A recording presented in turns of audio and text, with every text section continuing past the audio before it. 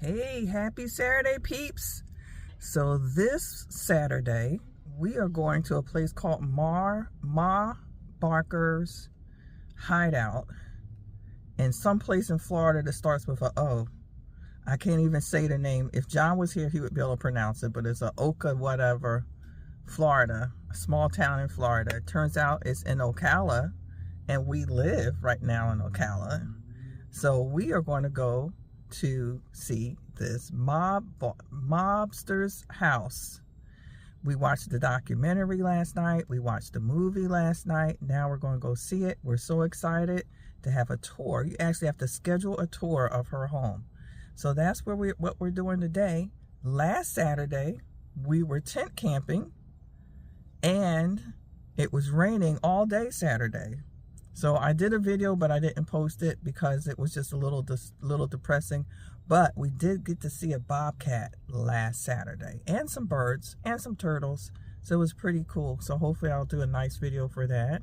But this weekend, we're going to be tourists, and we're going to see a mobster's house. It's called M-A Barker, like Bob Barker. Hideout. Ma Barker Hideout.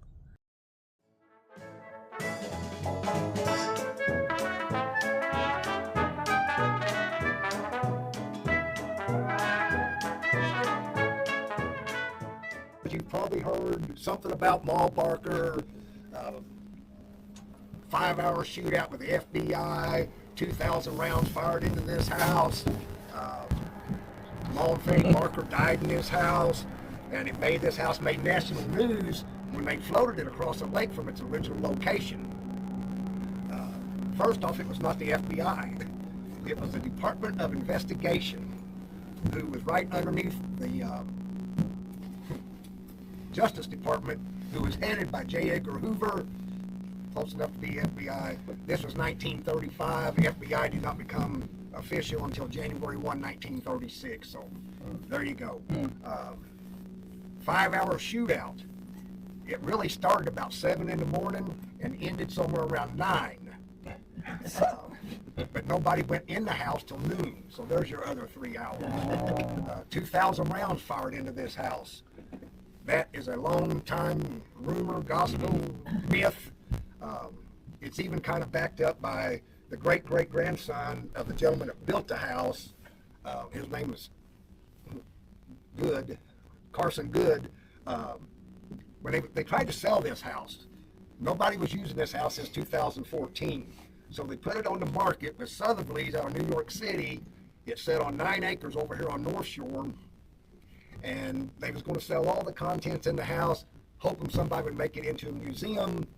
There was an interview with Carson Good and the gentleman from Sotheby's in there at the dining room table, and the question was asked, how many bullet holes are there in the house? And even out of Carson Good's mouth came over 2,000. The official count taken the day after the shootout was 641. Of that 641, 147 of them were in that upstairs room right there.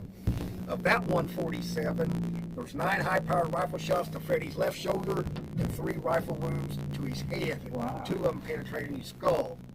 Ma's body had 3 bullet wounds across her chest next to her heart. So 2,000 in 5 hours, or 600 and something in 2 hours, it was still a pretty ferocious gunfight. It was estimated that the Barker fired out somewhere around 250.